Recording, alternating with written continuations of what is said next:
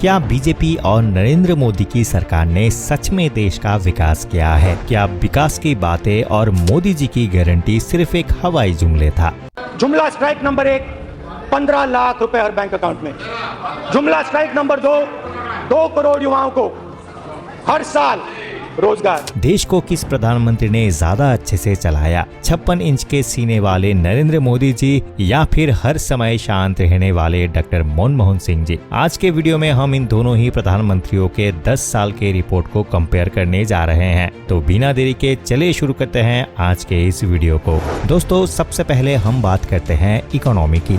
अगर बात करें मनमोहन सिंह जी के काल की, तो ये भारत की इकोनॉमी में एक बहुत बड़ा चेंजेस लाए थे, जिसकी शुरुआत उनके प्रधानमंत्री बनने से नहीं बल्कि 1991 में उनके वित्त मंत्री बनने से शुरू हो गई थी। Good fortune of the country that the skeptics have been proved wrong, and the reforms of 91 and subsequent reforms have laid the foundations of India emerging as one of the fastest growing economies of the world.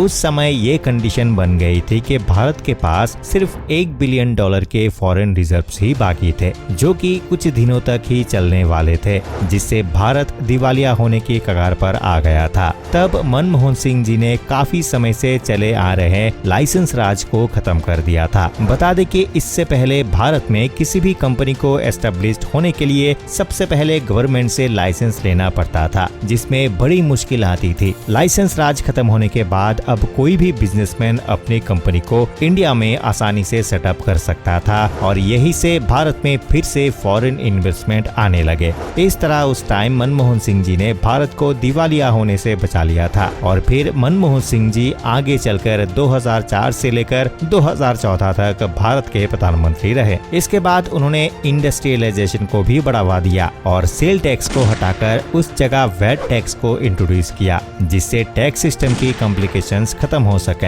इनके time पर India की GDP growth 8 से 9% हो गई थी, जो कि world की सेकंड फास्टेस्ट ग्रोइंग इकोनॉमी भी बन गई थी। अब दूसरी ओर बात करें नरेंद्र मोदी जी के, जो कि 2014 में भारत के प्रधानमंत्री बने, तो उन्होंने भी फॉरेन एक्सचेंज रिजर्व की दिशा में बहुत से काम किए और वही मेक इन इंडिया के थ्रू लगभग 36 लाख करोड़ रुपए का सामान इंडिया ने एक्सपोर्ट किया और साथ ही अब इंटरनेशनल कंपनीज भी भारत को अपने प्रोडक्ट की मैन्युफैक्चरिंग हब के लिए चुन रहा है। अगर दोनों पीएम की अपने टाइम की इकोनॉमी को कंपेयर करें तो प्रेजेंट में महंगाई और कर्ज थोड़ा ज्यादा है, लेकिन एक कॉमन मैन की इनकम भी ग्रोथ हुई है। जहां कोविड में कई कंट्रीज की जीडीपी में गिरावट आई, वही भारत की जीडीपी मोदी जी की सही नीतियों के चलते स्टेबल बनी रही। अब बात करते हैं एम्प्लॉयमेंट की। इसमें सरकार चाहे मोदी जी की रही या फिर मनमोहन सिंह जी की, दोनों को ही इसके लिए बड़ी आलोचना का सामना करना पड़ा। जब 2009 में मनमोहन सिंह जी दूसरे बार प्रधानमंत्री बने, तब उस टाइम वर्ल्ड बैंक के अनुसार भारत का अनएम्प्लॉयमेंट रेट 8.4% था,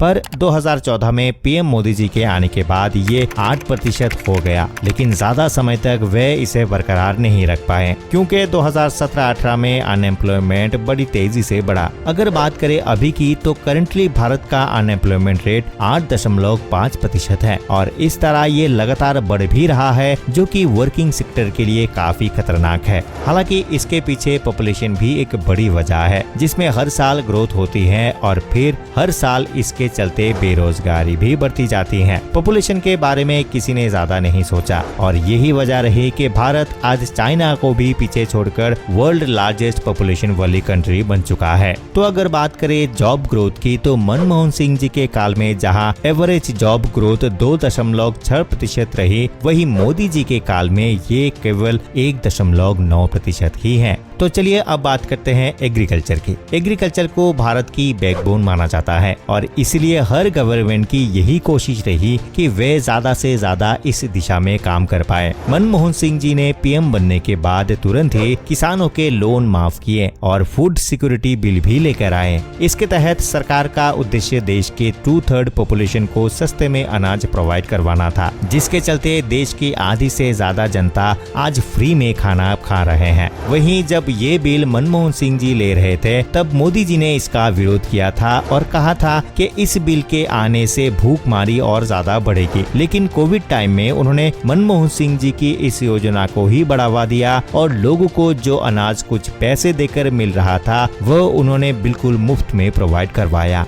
इसके अलावा मोदी जी ने भी सोलर पैनल योजना, ब्लू रेवोल्यूशन, स्वीट रेवोल्यूशन की शुरुआत की और कृषि बजट में भी 5.6% की वृद्धि की। वही मनमोहन सिंह जी 2013 में किसानों के लिए भूमि अधिग्रहण बिल लेकर आए थे, जिससे किसानों को और अधिक ताकत मिली, जिसके अंतर्गत निजी या सरकारी प्रोजेक्ट्स के लिए तभी जमीन को ली जा सकती थी जब 70% किसान सहमत रहे, वरना उस जमीन को किसी भी हालत में नहीं लिया जा सकता। मनमोहन सिंह जी ने ये भी नियम बनाया कि ग्रामीण क्षेत्र की जमीन के लिए मार्केट रेट से 4 गुना ज्यादा मुआवजा दिया जाए, वहीं शहरी जमीन पर मार्केट रेट से दुगना ज्यादा मुआवजा दिया जाए और अगर 1 साल के अंदर पैसे ना दिए जाए तो अधिग्रहण रद्द माना जाए। तो दूसरी तरफ मोदी जी ने 3 फार्मर्स लॉ लेकर आए थे, जिसके तहत किसान बिना किसी रोक टोक के अपनी फसल किसी को भी बेच सकता है, वहीं खराब फसल की भरपाई भी उन्हें नहीं करनी। लेकिन कुछ कारणों के चलते किसानों ने इसका विरोध किया और सरकार को ये बिल वापस लेना पड़ा। इस तरह देखा जाए तो नरेंद्र मोदी जी अपने पॉलिसी से किसानों को सेटिस्फाई नहीं कर पाए। वहीं अगर बात करें फॉरेन पॉलिसीज की तो